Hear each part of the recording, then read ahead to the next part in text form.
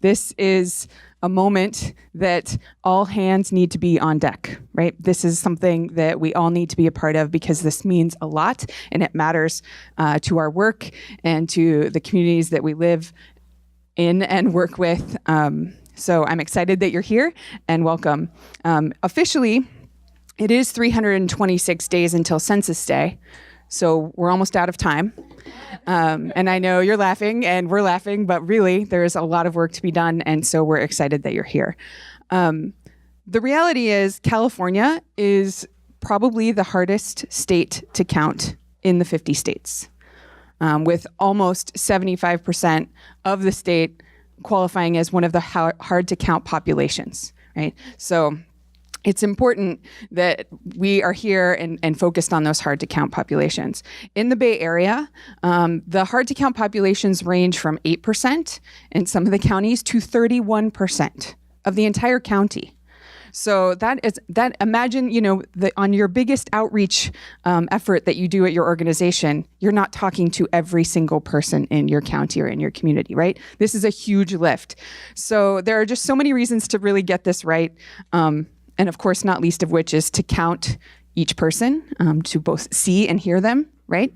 That's part of it. And then all of the things that go with census. And these folks on the panel are going to do a great job of giving you some of those reasons. So today we have presentations and a discussion.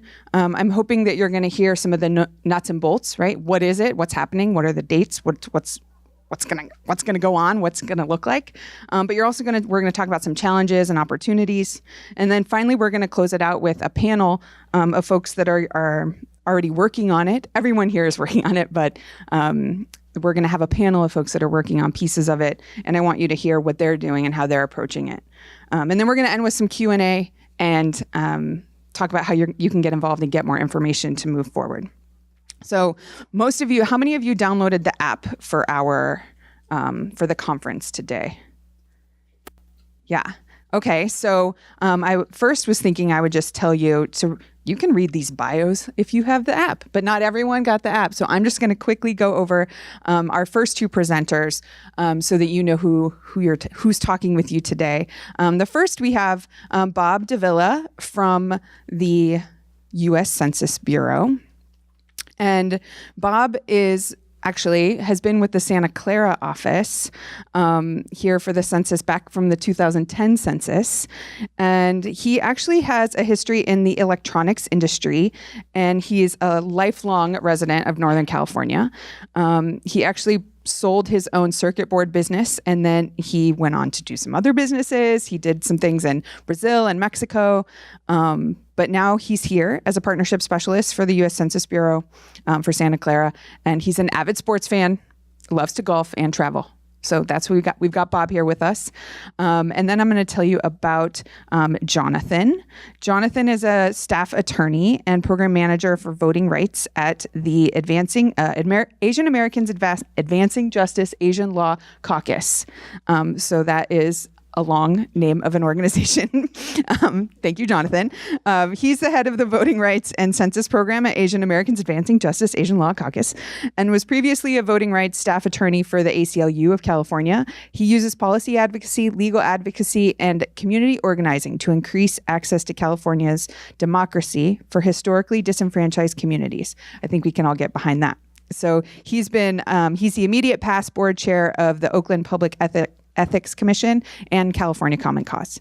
So Jonathan is going to talk to you from a legal and language access and confidentiality perspective, and Bob's going to give you some of the nuts and bolts of census, okay? So I'm going to give both the clicker and the microphone over to Bob. One more thing, all of the documents, Bob brought some Census Bureau documents that are in the back, but they're all going to be on the Rise Together website. So if you don't want to grab those in person, you'll have that option. Thank you very much, Kelly. Again, I do have a lot of experience with the census. I was in the Santa Clara office manager. I had 2,100 people working for me back in 2010. So I got a pretty good view of what happens for the census, along with what happens in Santa Clara County and Santa Cruz County. Okay, what is the census all about? We go ahead and conduct a census where we need to count everybody in the United States to disseminate all the population to give the results to the president and to the American people. The primary use of census data is to representation, House of Representatives seats that we have in election basis.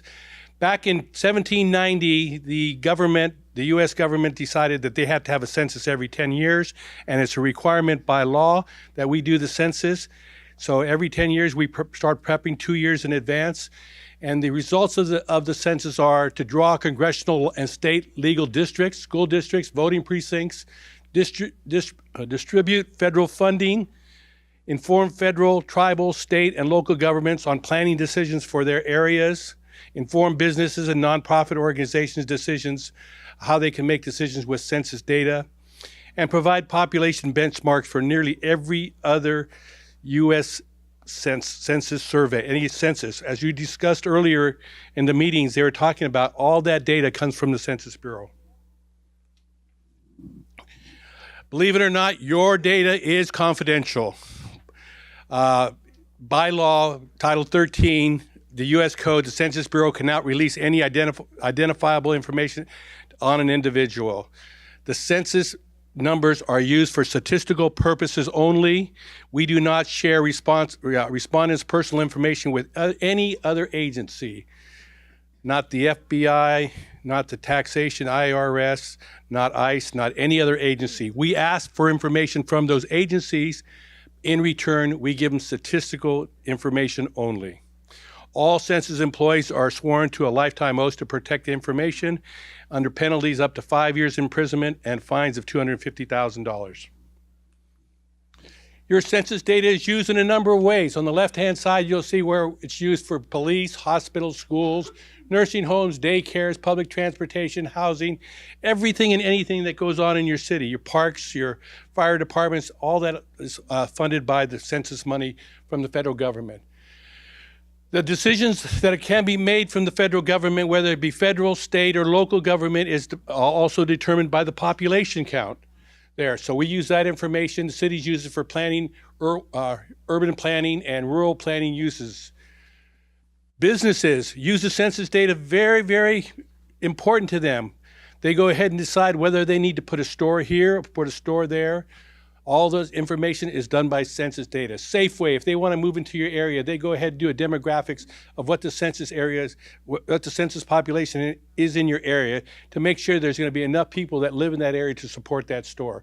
So all the information that we get from the census, we share across the board. A lot of new things happening in 2020. In 2020, for the first time in the history, we're going to be able to do our census online at home using your computer at home. You're also going to be able to do it on your personal computer that you carry with you every day, your cell phone. So that's all brand new information there. When you go online to do your census, there's going to be a scroll down menu. In that scroll down menu, you will be able to do the census in 12 different languages, not just English. So we're trying to make it as easy as possible for people to do the census there. With your cell phone, if you decide you don't want to do it online, you can call up, say, my name is Bob Davila, I live at such and such an address here, I'd like to do my census online, and somebody will do the interview with you. Then we'll also have the traditional paper form, where it's after the first 6 or 8 weeks of people doing the census and having the opportunity to use the internet or their phone, they can go back and do the traditional way. And that's what we're trying to get away from. We're trying to make it as easy as possible. We're working with all the different cities, the libraries, the community-based organizations to make computers available in their offices, in their centers, so that people can come in and use the computers in their centers to go ahead and do the census online. The state of California has made a significant investment in the 2020 census, over $100 million. They think it's very important. For the first time since 1950, the state of California has the possibility of losing a seat. The cost of living in California has become tremendous, and a lot of people are moving out of the area. So the state wants to make sure that they get the best count possible. Also, from the Census Bureau point of view, we're going to be hiring 1,500 people in the partnership specialists. Do what I do. They go out and make presentations. They make people aware of what's going on and why it's so important for the census. We talk to different organizations. I did a meeting with the Chamber of Commerce in Morgan Hill yesterday. I've got a realtors meeting. I've done meetings, Rotary clubs, all different types of organizations. So I, as a partnership specialist, I go out and I promote what the census is all about, and I try to give you the best education about what the census is and why it's so important to you. Who are the hard to count people? Well, as she mentioned earlier, California is one of the hardest to count states. Alaska is actually the hardest because of the remote areas. But we have a lot of people here in California that don't want to be counted. They don't want to be found.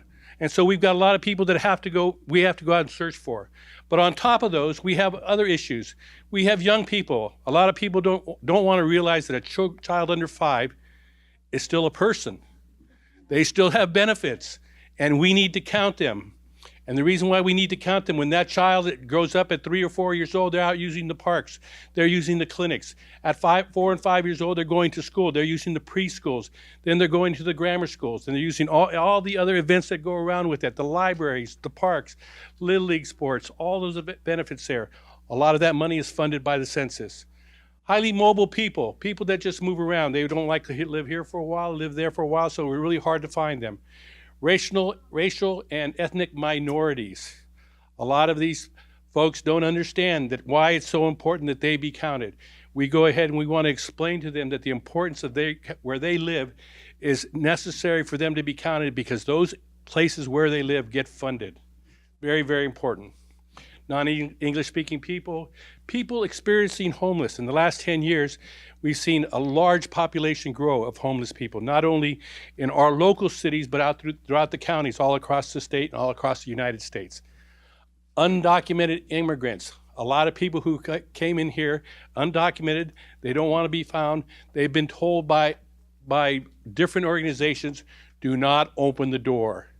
Do not talk to people about your situation. But it's important that they be counted for the census.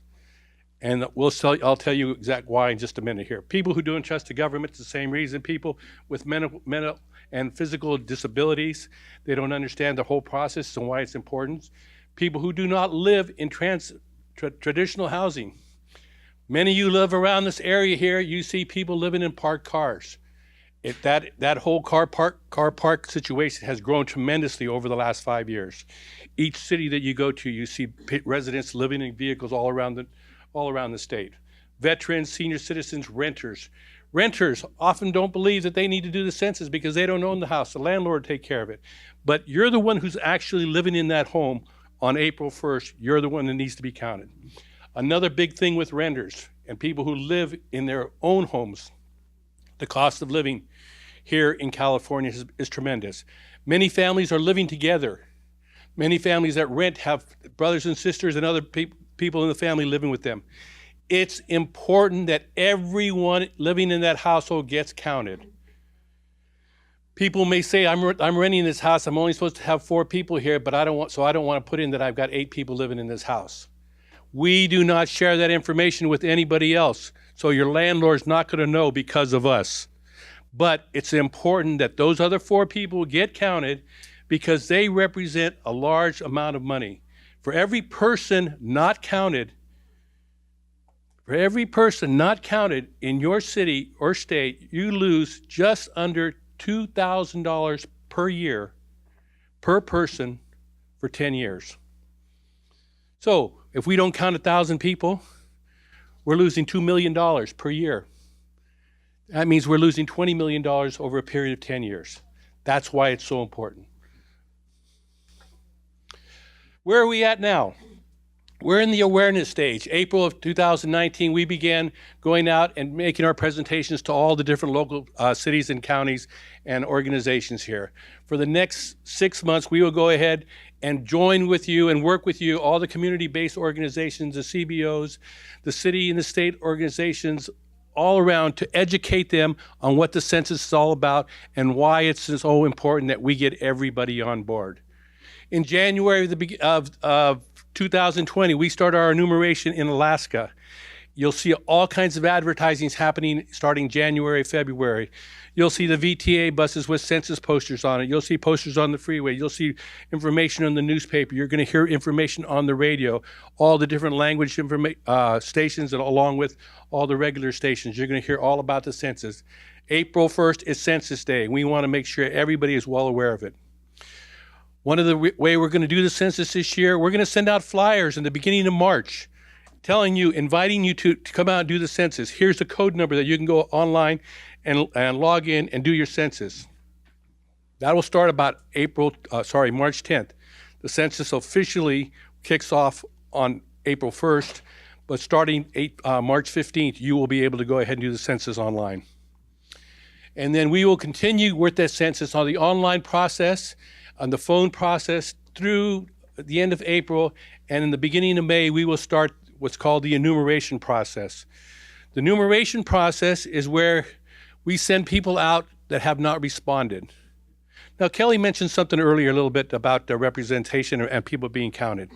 In 2010, approximately 72% of the population responded first time on their census form. That means 28% of the population across the United States had to go out and be found. Now, in 2010, there was approximately 110 million households.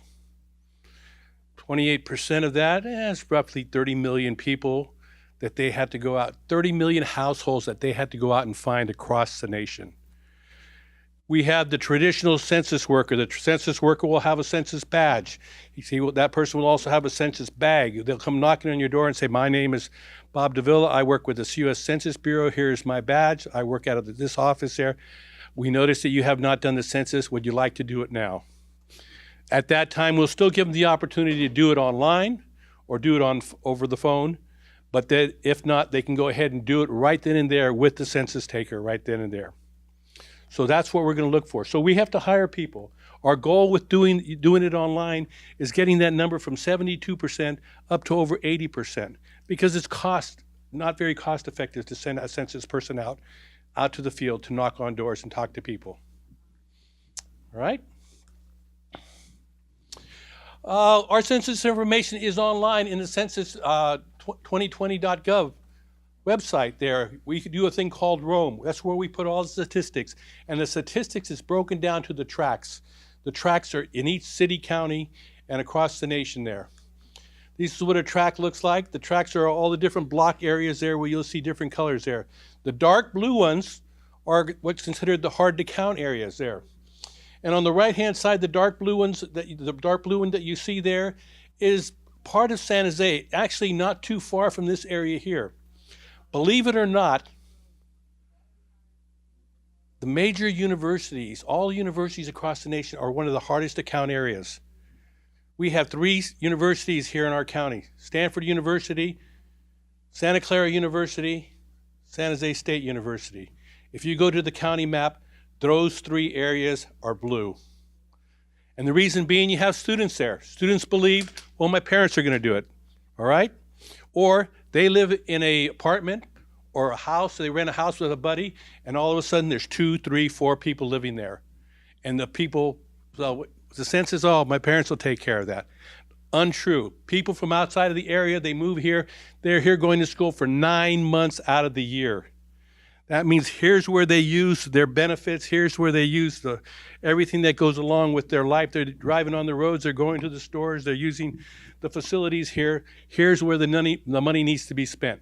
So we have to go out and make sure that we educate those universities and those college areas to make sure that they get counted, because that's very, very important. How can you help? Using Census Bureau tools, information, and messaging in creative ways to increase public participation. Every one of you here can talk to one of your friends, your neighbors, anybody that you know in your family, to make sure that they understand what the census is all about. Providing information to your communities, your customers, members, stakeholders about the importance and the benefits of participating. We're working with each city, each chamber of commerce for their art and wine festivals, any festivals they have going on in their town, to make sure they share the information about the census. Hosting workshops to develop solutions to challenges. Every city has its own bit of challenges. Everybody what goes on in one city is not necessarily what goes on in another city. So you have to look for those different areas to find out where those hard to count areas are and find out what the challenges you have in those cities. Forming and completing, getting involved in a complete count committee. Every city in Santa Clara County is involved in our complete count committee, and we are actively working with each of those cities there. And inviting Census Bureau officials to participate in your next events and share information about what the census is all about. We do have jobs available out there. We're in the process of opening two offices, one office here in San Jose, one office in Sunnyvale. They'll be opening in the mid to late June timeframe. We'll be hiring full-time office managers and office staff there in those offices there. So there's a couple of issues you have to be. You have to be a U.S. citizen. You must be 18 years of age or older. And if you're going to be an office manager, you have to have some background experience in being a manager. We also have census jobs that are going to be available for all the different projects that we do. In August of this year, we start our first project, which is called address canvassing. And that is where we go ahead and we verify all the new addresses. And so we will be hiring anywhere from 50 to 100 people within the county and get those people on board here to verify all those new addresses. And then the big operation will be in April of next year, or May of next year, where we will hire the enumerators to help us go out and find the people that did not respond. I think that was it from my time frame. If anybody's got any question, we'll hold off till afterwards. Okay, thank you very much. And give that to. Okay, thank you. Good afternoon, everyone. My name is Jonathan Stein. I am the head of the Voting Rights and Census Program at Asian Americans Advancing Justice Asian Law Caucus. Sorry for the length of that name. We are a civil rights organization that does a wide range of civil rights and racial justice work. We do tenants' rights and eviction defense work. We do immigrants' rights and deportation defense work. We do workers' rights work, and we do voting rights and census work. Our work is all about my work with the Voting Rights and Census Program is all about ensuring access to democracy for historically underrepresented and underparticipating communities with an emphasis on low-income immigrant communities. So I'm going to, when we started engaging with community-based organizations and other partners in the nonprofit space a year ago on census, we got the same answer out of almost everybody, which was there's so much that's scary about Census 2020. First and foremost, the citizenship question.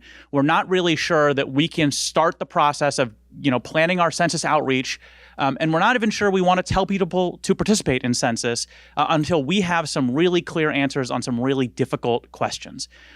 So we've spent a lot of the last year trying to spread all the information we have about difficult legal and technical and policy questions around Census 2020.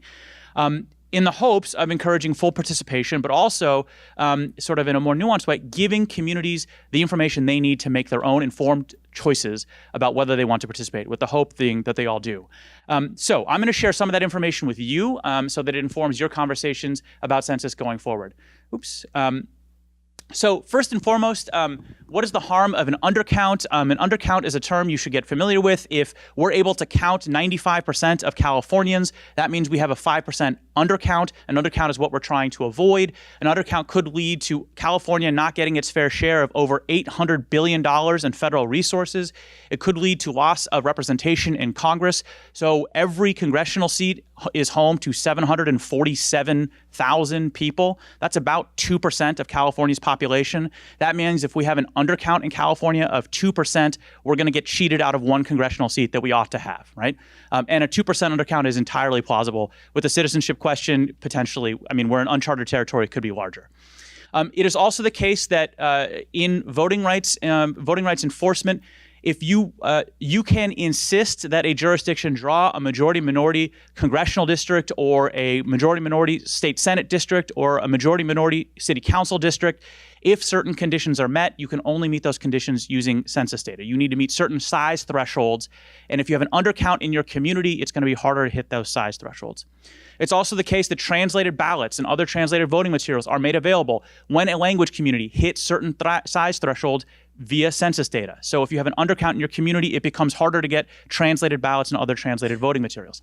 And lastly, it's also the case that every one of you, if you work at a nonprofit, you probably have submitted a grant proposal recently that says we serve a population of X thousands of people, or we serve populations with this average income, with this many years of educational attainment, or whatever the case may be. That's all census and ACS data, right? So if we have bad census data, it becomes harder for us to make a persuasive case that our work matters and to get funding for it. There's enormous fear of census participation, greater today than any past census. So if you look at the, this is a little bit hard to see, but if you look at the dark blue, that's people who identify themselves as extremely concerned about the data they provide to the 2020 census being used against them. The lighter blue is people who are very concerned, and then the middle blue is people who are somewhat concerned. If you add all three of those categories together, for Asian Americans, African Americans, and Latinos, we're up over 50%, okay? So we've got a trust problem that all of us are going to have to work to resolve. Why is there a trust problem? It's this, of course. It's the citizenship question. So this is what the citizenship question will look like if it is on the census in 2020. It asks if you are a U.S. citizen. It asks if you are a U.S. citizen, how you became a U.S. citizen. Or it asks if you are not a U.S. citizen. Importantly, it does not ask about your immigration status if you are not a U.S. citizen. It does not ask you to identify yourself as a green card holder or a visa holder or as undocumented, okay? So immigration status is not part of the question. It's just as scary, but it does not ask about that specific detail. Now, is this going to actually... Will it actually be on the 2020 census is the question I probably get most often. As you probably, God, I can't get this to click once. As you probably know, there were a number of lawsuits seeking to challenge the citizenship question. Those lawsuits were consolidated into 3 federal district courts, one in New York, one in Maryland, one in California. The federal district court judges in all 3 cases ruled that the citizenship question was invalid and struck it from the 2020 census. Because time is short, that was appealed. Okay, did it twice. It was appealed direct. All 3 of those were appealed directly to the Supreme Court, which held oral arguments recently. The conversation at oral argument led most observers who were at the court that day to believe that there is going to be a straight party line vote in the Supreme Court that affirms the citizenship question, that keeps it on the form. A decision on that is expected for mid to late June, and one of the reasons why this is being rushed is because the Census Bureau has to print bazillions of forms. Bob knows that's the exact number, Bob? Yes. Bazillions of forms, and that has to start in June of 2019. Our census data confidential. Bob already talked about this, so I actually will go very quickly through this. But basically, the important thing to know here is that ICE, law enforcement, housing authorities, et cetera, cannot access census data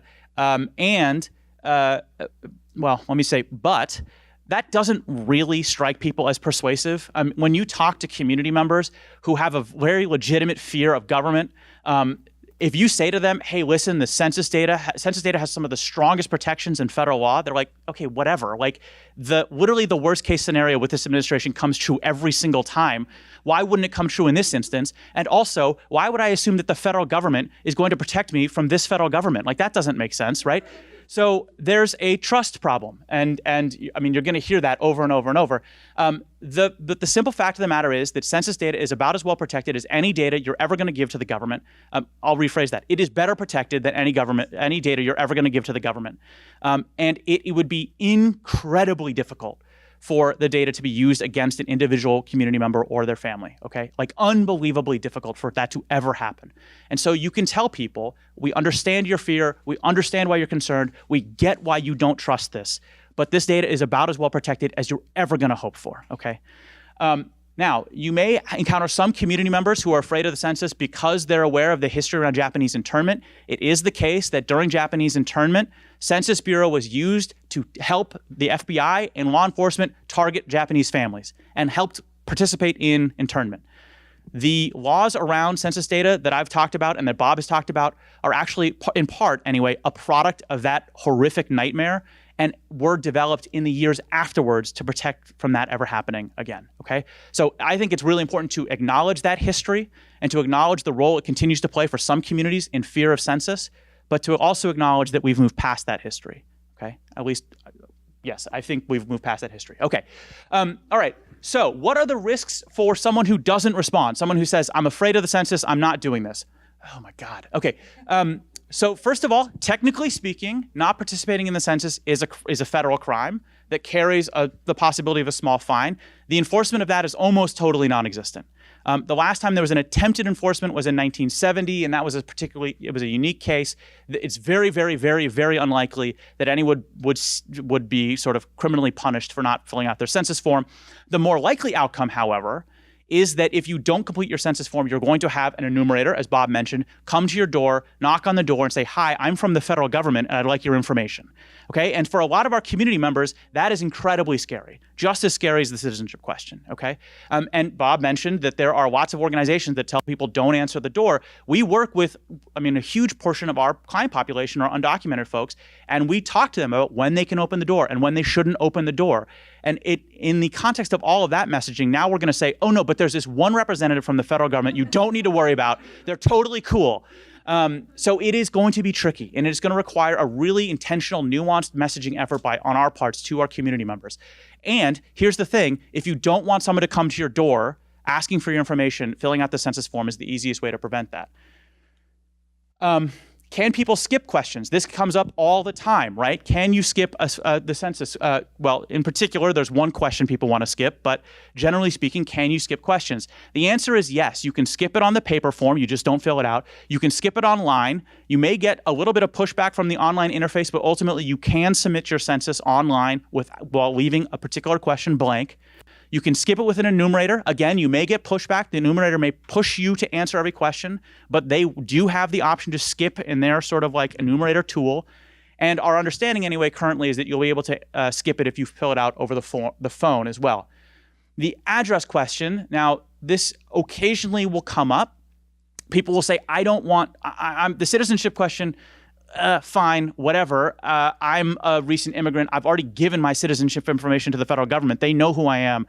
I just don't want them knowing where I live. Can I just not provide an address? And the answer to that is no.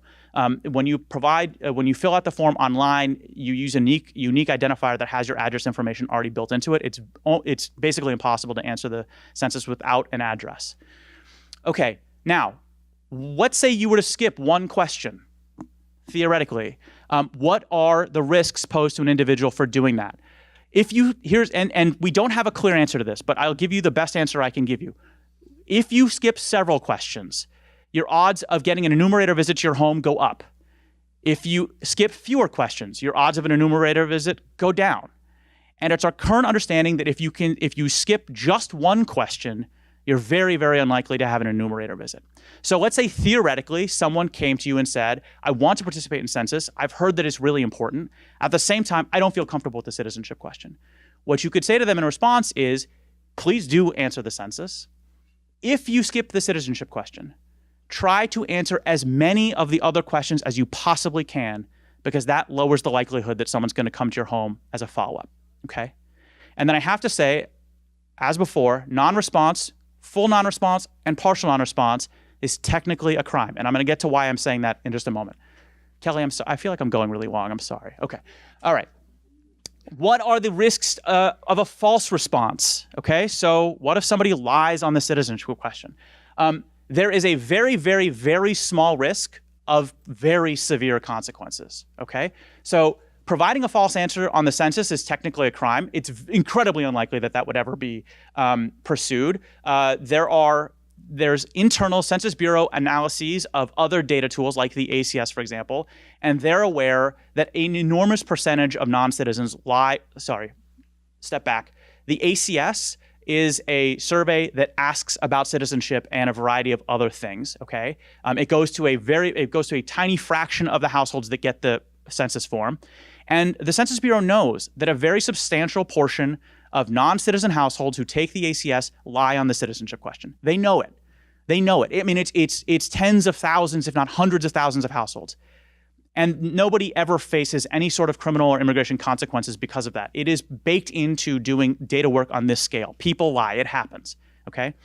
Technically speaking, though, misrepresenting oneself as a citizen when you are not to the U.S. government is a crime and comes with the possibility of really severe immigration consequences, including deportation, okay? And if you're a green card holder, it can complicate your attempt to naturalize later, okay?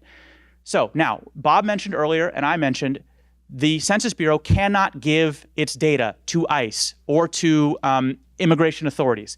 It can't give it to criminal justice authorities, right? What that means is, while there's the possibility of really extreme consequences, the odds of that ever coming true for anybody is incredibly low. Nevertheless, our advice is just don't lie on the census, okay? If you want to skip one question or two questions, your form will be accepted, you will be counted. It's better to do that than to lie, okay? Okay, why do I keep saying, let me just go back. Oh my God, why do I keep saying, technically speaking, non-response is a federal crime? The reason for that is because if a nonprofit is responsible for the conduct of illegal activities to a substantial degree, their 501c3 or their 501c4 tax status can be scrutinized. What that means is, because non-response is a crime, technically speaking, if you are out there leading a campaign saying, hey everybody, skip the census, or you're saying, hey everybody, just skip the citizenship question, what you're doing, technically speaking, is advocating for the widespread commission of a federal crime, okay? So you are putting yourself in a position where conceivably you could be on the receiving end of scrutiny from the IRS. And there are certain organizations that we work all the time who already feel like they are on the receiving end of scrutiny from this IRS and don't want to do anything to invite any further scrutiny from the IRS. And so just be aware that if you're going to tell people that they can skip the citizenship question, you need to do so in a really nuanced way, okay? So it would be better to say, if you skip the citizenship question, your form will still be counted, as opposed to saying, you should skip the citizenship question, yada, yada, yada, okay? So just think really hard about how you want to communicate about the citizenship question. And because, oh, this is being video recorded, never mind. Please do, hi Petra. Please do, for maybe a more nuanced conversation about that, I would encourage you just to come and talk to me afterwards. And then I want to just say that lots and lots of folks have asked us, does it make strategic sense to boycott the citizenship question? I wish this wasn't being recorded right now. But so I will say that my first instinct was that yes, of course. Like, I don't want to answer the citizenship question. Like, I'll stand in solidarity with our non-citizen brothers and sisters and say to them, you're not going to do this, I'm not going to do this, we're not going to do this. We're going to show the Census Bureau that they're ruining their data by putting this bogus citizenship question on the census form, and we're going to make sure they don't do it again in 2030, okay? The fact of the matter, though, is that, as I said before, really important voting rights enforcement that is critical for electing representation from our communities is dependent on having good data about the size of our communities. If we don't answer, and specifically, all the voting rights enforcement I talked about earlier measures the citizens in our communities. It measures the size of the citizen population in the Latino community or the citizen population in the API community. And so if a whole bunch of folks leave the citizenship question blank and the Census Bureau assumes they're non-citizens, our CVAP, citizen voting age population, is going to look smaller than it actually is, and getting districts where we can elect representation is going to be harder, getting translated ballots is going to be harder, and a whole bunch of other stuff becomes way harder. So this question of boycott is I would never urge anyone, please do not boycott the census, please, God. But boycotting the citizenship question is a really complex conversation with pros and cons on both sides, and I would advocate to not do it. Okay. Oh boy, Kelly, I'm sorry. Language access. The online version of the census form is available in English and 12 languages, as is phone assistance. Unfortunately, the paper form is only available in English and in Spanish. CAA, Hong Mei is from CAA, and our organization and others have been doing tons of advocacy to the Census Bureau to expand language access, not just expand the number of languages in which the paper form is available, but to expand a number of other things about their language access program. We enlisted a whole bunch of U.S. senators and Congress people to back us up, who did the exact same advocacy we did at the Census Bureau. We've gotten a big fat no on every single front. And so now we're transitioned to advocating. CAA and us and others are transitioning to advocate to the state of California to change the way that they're going to handle language access so we can make up for the gaps that we're seeing in the federal, in the Census Bureau's language access program. Oh, advocacy unsuccessful. Yes, indeed. And that's it. That's my name. That's my email. I said earlier that if you want to have a nuanced conversation about some of these subjects, you should approach me afterwards. I literally have to run as soon as this is over, so I shouldn't have said that. But please do take down my email address. We have a 17-page legal memo that goes into these topics and others in greater depth. And we have 1-pagers and 2-pagers about the citizenship question. So essentially, our role is to provide legal and technical and policy support to organizations doing outreach in hard-to-count communities, so that you don't have to think about, you don't have to try to struggle through legal questions around the citizenship question. Just call us, we'll give you the answers you need, and then you can make choices about how you do your outreach. Okay? Thank you so much. I'll just leave Jonathan's slide up there so you can harass him later. Thank you, Bob and Jonathan. I think that's a great foundation for our conversation that we're going to have with the folks on that side of the table now. In fact, and I'm going to consolidate some questions a little bit so that we can make sure you hear from them and spend the most time just hearing what they have to say. So we have a panel. We're going to have some Q&A at the end. This is mostly just so you know, how are people approaching the work? What is happening? What's going on? And so I'm going to ask each of you, I'm going to combine some things. So I'm going to ask each of you to introduce yourself. I'll let you do that. Talk about why you're involved in the census, why your organization is involved in the census, and then how are you thinking about approaching the census? And so you have a mic right there by you, Hong Mei. Hi, everyone. Is this working? Excellent. Hi, everyone. My name is Hong Mei Peng. I'm the Director of Advocacy at Chinese for Affirmative Action. And thank you so much, Kelly, and to United Way for pulling together this wonderful panel and discussion.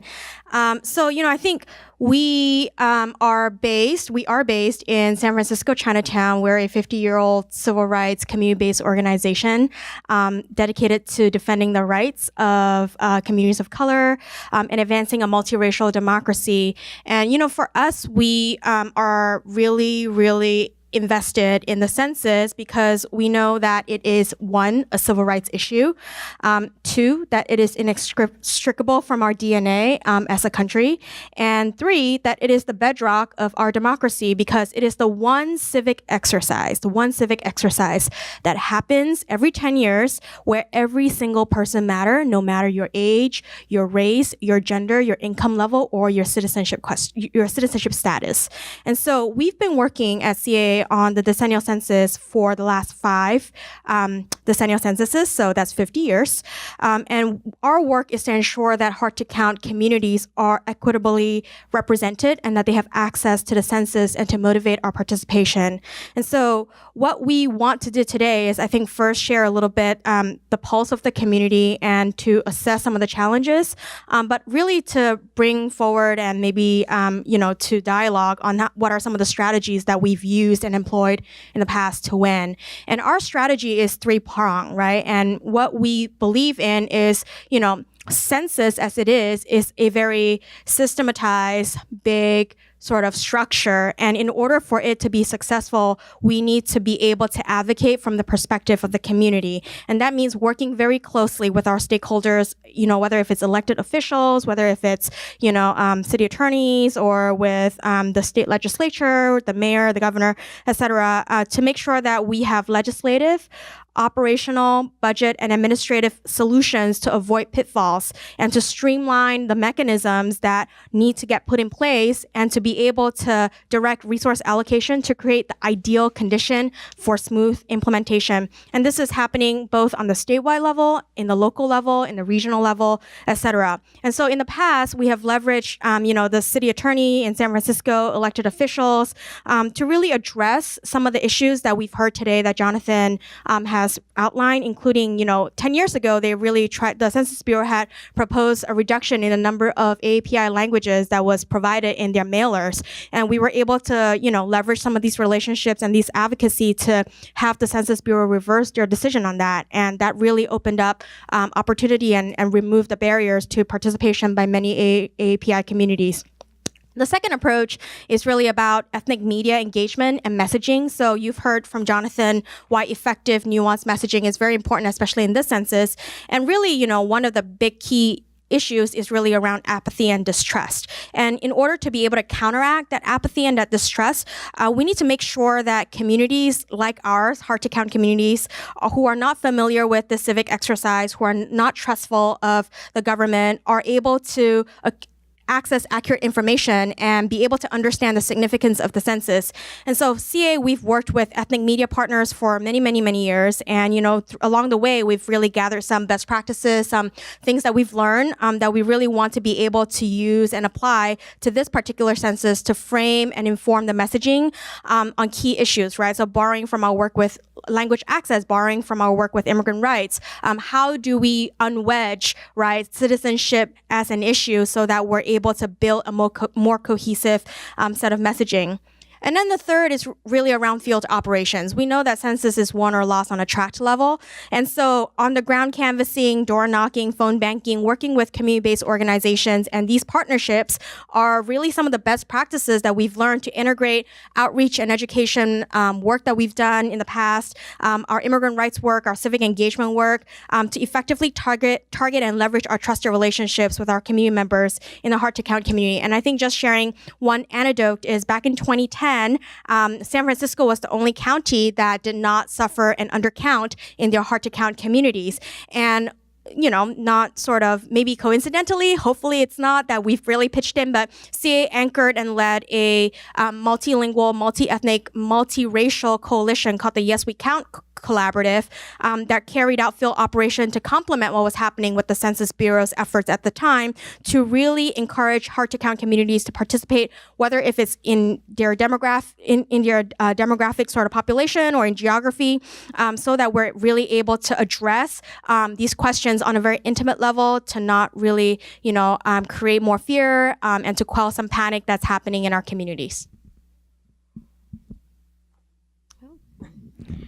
Hello, everyone. My name is Aparna Ramakrishnan. I'm the census coordinator for San Mateo County. So bringing a kind of a different perspective here. I work within the Office of Community Affairs in the county manager's office. And so we're also responsible for immigrant services and working with our communities. So bringing that perspective into this work and really seeing census as kind of an overarching civic engagement and engagement of our communities, and really thinking about this not just in terms of the census 2020, but for the future of how we work with our communities and empower them so that their voices are heard and their needs are met. And so what we're doing in our county is really focusing on 4 things. Coordination, because there's a lot of folks around the table and we want to make sure we're all on the same page and working together so that we can maximize our resources and really not duplicate efforts. So doing that both within our county, but also outside the county, working with the other counties in the area, working with the state census office and the National Census Bureau as well. Our second is collaboration. We're really pulling together leadership from across our county, across sectors, to make sure that businesses, nonprofits, civic leaders, everyone's at the table and really thinking strategically about, we have a lot at stake. All of us do. We have a lot to lose. So how do we do this together? And then, of course, communicating that importance and that commitment to our community members, and doing that through different platforms, different languages, and especially through our trusted messengers, right? Who are the folks in our most undercounted, least likely to respond communities? Who will they trust? Who will be able to really compel them and explain to them the real value of this, the fact that it is most powerful thing they can do to support themselves, their families, and their communities, and make sure that really we get our fair share of funding and our fair share of representation at the local, state, and national levels. And the last thing, of course, is really get out the count. And one of the things we're working on is making sure that Get Out the Count effort is aligned with our Get Out the Vote effort, because these go hand in hand and they're going to be happening at the same time. We have our primaries at the beginning of March. So we've got a number of folks who work on both and are really thinking through how do we strategically align our outreach, but also develop messaging that doesn't confuse people, but helps them really understand the value and what's at stake. Good afternoon. I'm Amy Fitzgerald. I'm a senior program officer with the East Bay Community Foundation. And the East Bay Community Foundation is part of the Bay Area Census Funders Collaborative in partnership with the Silicon Valley Community Foundation and Northern California Grantmakers, NCG, who's in the back. So I think why we're involved in the census, everybody has already made that case very persuasively. I would just add, fundamentally for us, this is an issue of values, of people in community claiming space and say, I belong. No one is going to push me out of my neighborhood, of my home, and you're not going to invisibilize me, which is really the trend in our current environment. This is about folks saying, this is my community, I am here, along with all of the other pieces. So what philanthropy has done in response to this kind of massive opportunity and challenge is raise and pool philanthropic dollars to be able to support the efforts around connecting to the hard-to-count communities.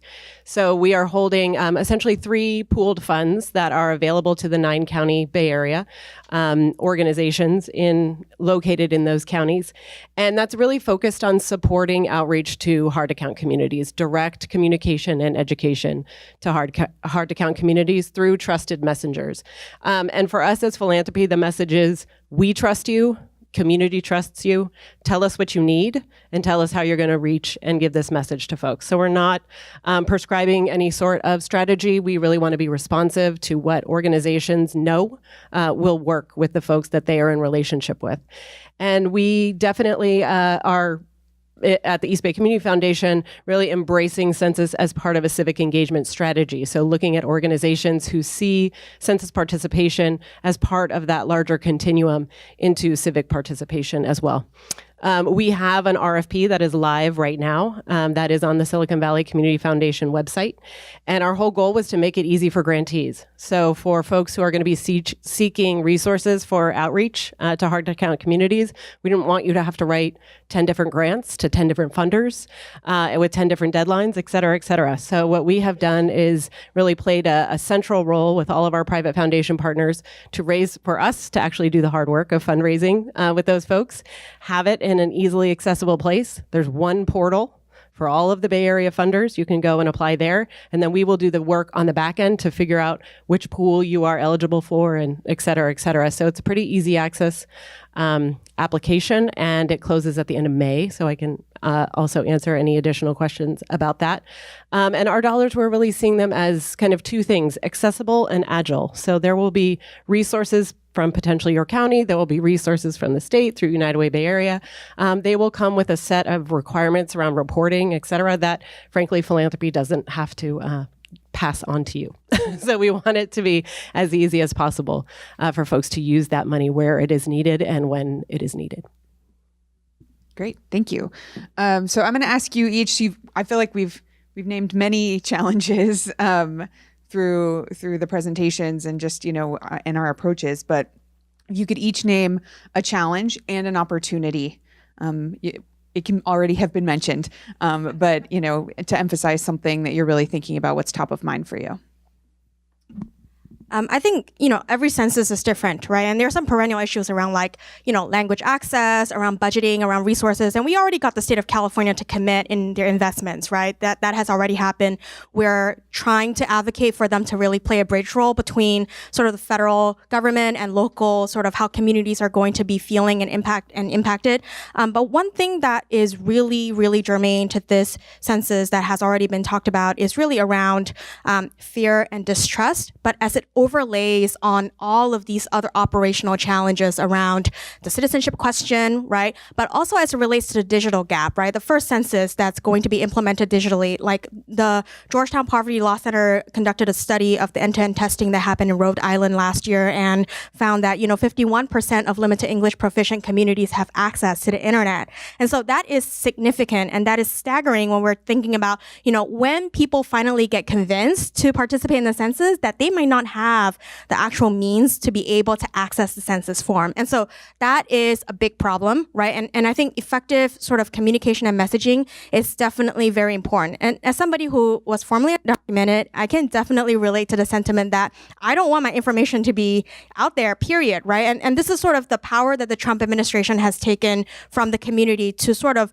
have this chilling effect, right, where people are being forced back into the shadow. And really what we're trying to do now is to counteract this messaging and say that, we belong here because census is literally going to determine our everyday lives for the next 10 years. It is about the pothole at the street corner being fixed. It is about the parks that your children are playing in. It is about the schools. It is about SNAP. It is about all of these different things that touch your everyday life. And that is the reclamation of the messaging that we really, really need to do. And, I think some of the opportunities around this is definitely around partnerships, right? We need every single sector to weigh in and participate. This includes faith, this includes media, businesses, labor, this includes government, it includes everybody, every single person in this room today. And we really need to be able to complement, right, the efforts that are happening from the state and federal levels, right? I participated in a focus group recently with the Census Bureau's contractor, and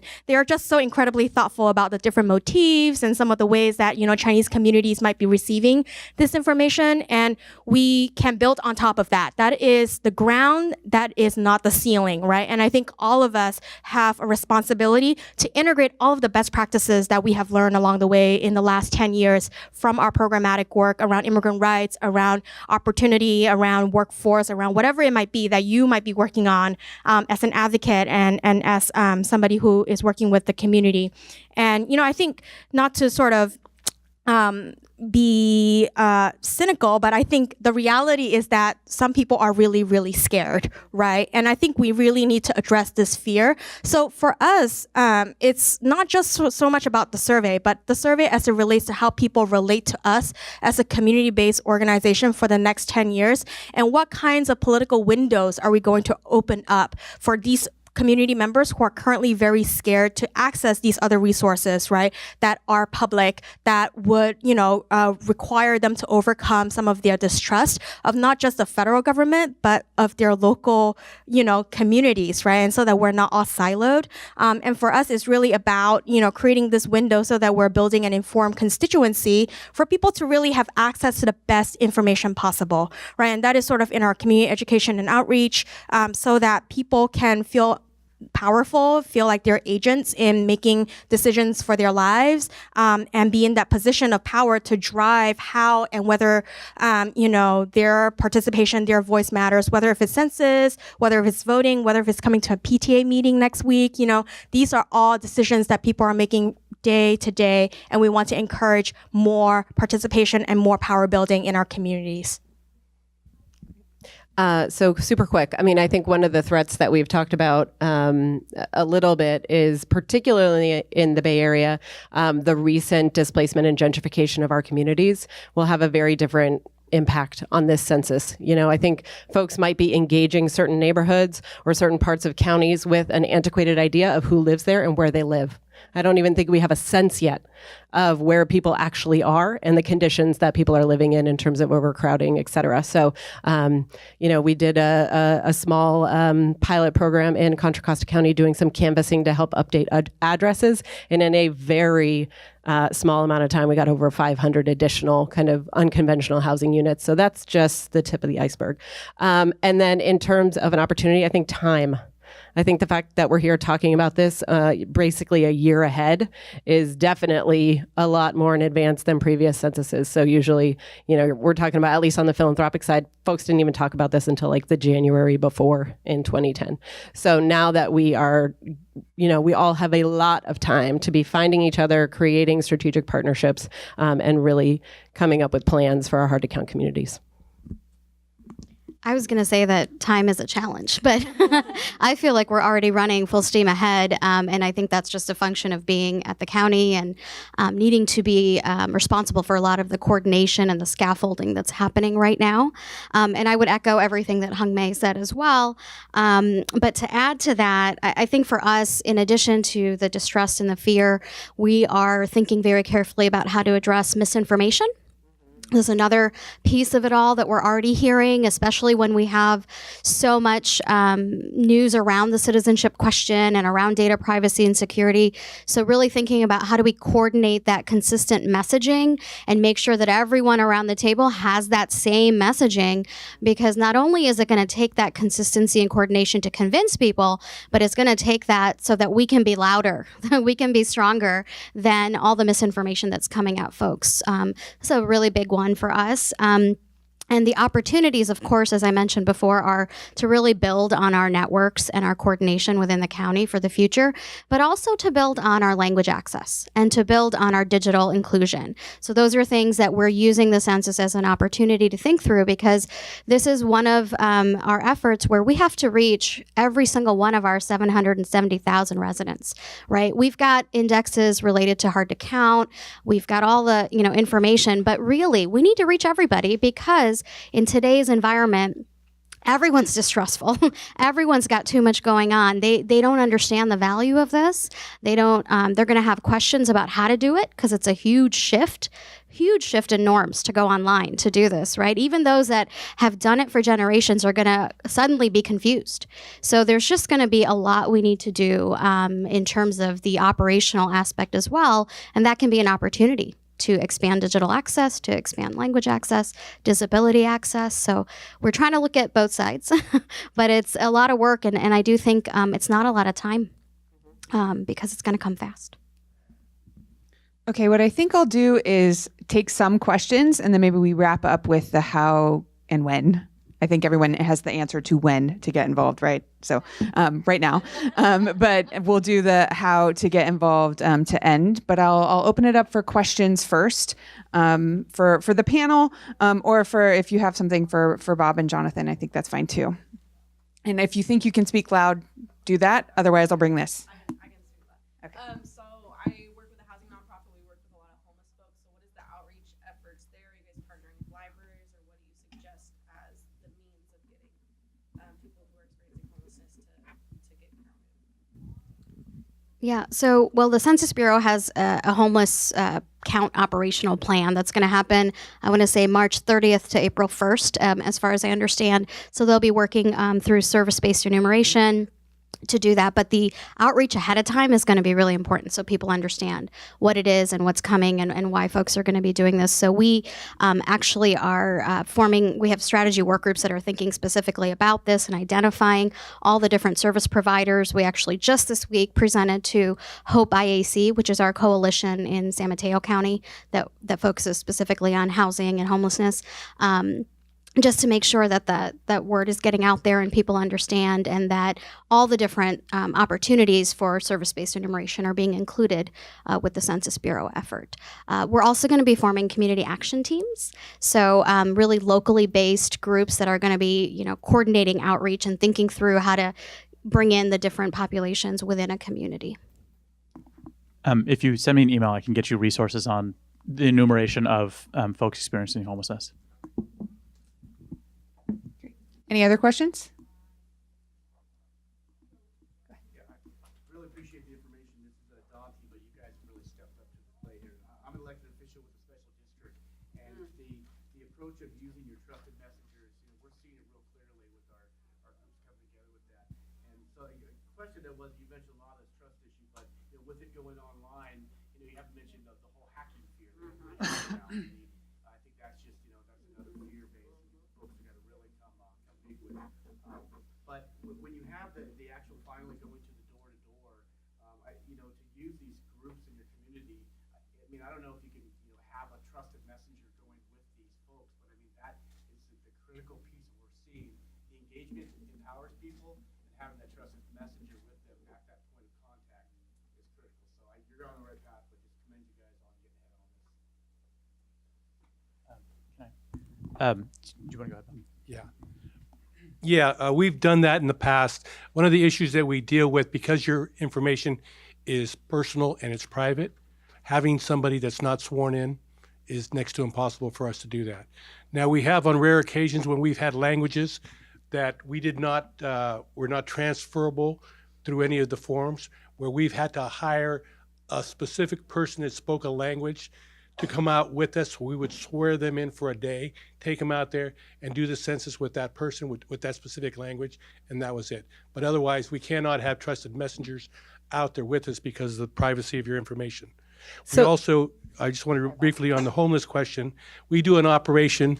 We work a month in advance with all the local shelters, the soup kitchens, the sheriff's department, the police departments to make sure that they are all aware of and that the homeless are aware of that we will be counting them between March 30th and the 31st. We do our count from midnight at night till 5 o'clock in the morning, where we go ahead and we walk all the creeks, the train stations, all across the county, ride the buses, make sure that people are counted, and we put a tag on their sleeping bag or their tent just to make sure that somebody else comes by noted that they have been counted. So there is a lot of nuance around kind of what trusted messengers can do versus kind of actual census enumerators. So community-based organizations can do door knocking, can go to people, say, have you got your postcard?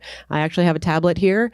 I cannot legally put your information in for you, but I can stand next to you and hold the tablet and say, this question says this. What do you think you should put in there? You can have people come to your, if you have a congregation, if you have a school, if you have a business and you have a computer lab, you can have someone sitting there supporting folks to fill out their census information.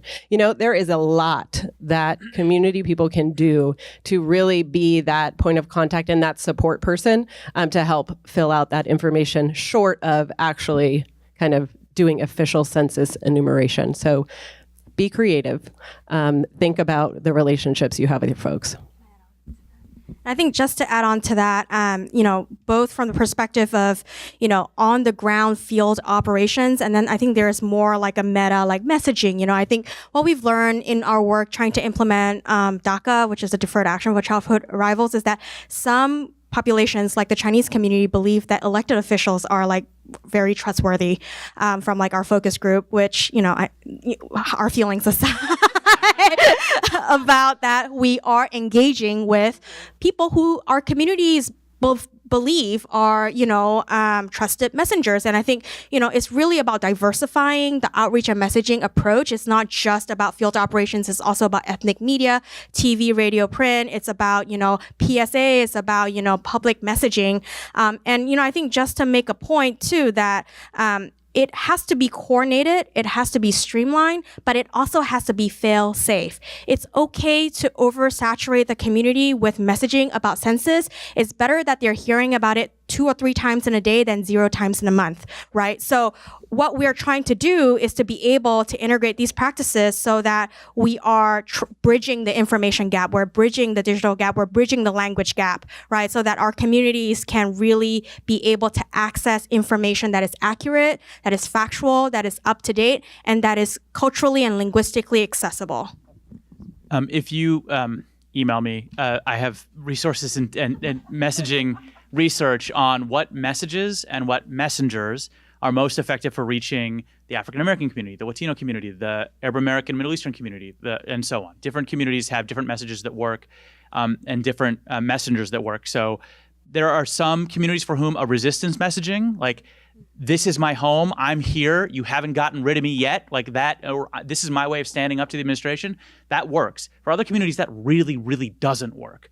And so if you're interested in that, I can share that. Also, on the point of enumeration, we can't have trusted messengers with enumerators, but our folks can serve as enumerators, right? So when hiring happens, don't blow off that hiring announcement. When they're looking for enumerators, if the enumerators look like folks from the community, they're going to be way more effective. And this is something we've been focusing on a lot, and I'm really happy to say that in San Mateo County, we have overreached our targets for Census Bureau hiring. So we really wanted to make sure that our local residents were being hired for these jobs, and so we're really happy about that. I also wanted to mention that we're taking all this research, messaging research, all the best practices, and we're piloting an ambassador program in San Mateo County, working with the San Mateo Adult School, really thinking about, what do residents need? I mean, a trusted messenger can be anybody, right? It doesn't have to be a formal leader, but what can a resident who wants to be a resource and a champion for census, what do they need to know in order to be that person, right? And so we're going to put them through a little bit of a training program about census, how to speak effectively about census, and also how to organize in their communities so that we've got folks kind of all the way through, not just at a community-based organization level. So I'm going to take one more question. And just for the record, we started 6 minutes after we were supposed to. And the next session doesn't start until 2:30. So you're not late for anything yet. Don't run away. So we'll take one more question and then we'll close out. I was wondering, I like this handout about the number of dollars attached to each program that are based on, that are put out based, allocated based on census, but I was wondering if there's any plans, like Jonathan said earlier, a 2% undercount will lead to the loss of one seat. Is there anything we could get, or any plans to say, like, well, for every child under 5 who's not counted, we're losing this many Head Start seats in this county, or for every, family or percentage, but something like that, for Yeah. programs. Do you know of a resource like that? Bob, did you want to? Well, basically, what happens is for every person, child, or adult that's not counted, you're losing almost $2,000 per your community. So you have to look at it from your individual community. So, if your population of your town is 100,000 people and you're losing 1%, that's 1,000 people there. So that's 1,000 people, that's 2,000, that's $2 million a year. Your particular community is going to miss out on funds. And the county, that compilates with the county and the state. So that's why it's important.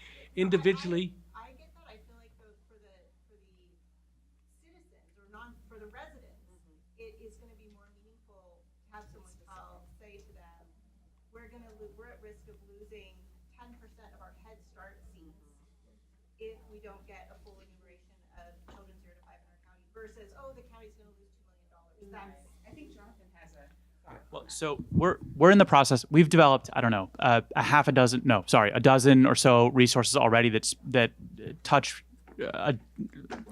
that focus on a number of different angles, but there's dozens and dozens more that are being developed now. So if you serve the Latinx community, there's a website created by Naleo, agasecontar.org, that has all their resources. If you work with the API community, there's a website, countusin2020.org, that has a variety of resources that serve the API community that are currently in Chinese but will be available in other languages. The shortest possible answer to your question, though, is that there are resources available of various kinds, but there's tons being developed now. It's all in the works now. And so if you partner with organizations that are developing materials like ours, we'd be happy to hear your suggestions on what might be most effective. Okay, so join me in thanking our really great set of speakers. I've been really excited to work on Census. I think I didn't mention our role specifically, but Amy kind of hinted at it. But the United Way Bay Area is the administrative community-based organization for 7 of the Bay Area counties. And so we are working to coordinate with folks like this, and we will be doing an RFP and doing some grant making. So please, stay in touch with United Way and Rise Together, and we'll make sure we get you this information. But I would say if you aren't, and then there's, of course, the RFP with the Bay Area's Census Funders Collaborative, but the counties have funding. We have funding. This is not a time to say someone else is doing this. You all are doing this, and we need you. So I just encourage you to get plugged into your county complete count committees. Email Jonathan, email the Census Bureau, email us, and please just make sure that you get involved. It's going to take all of us. So thank you, and we're glad you're here.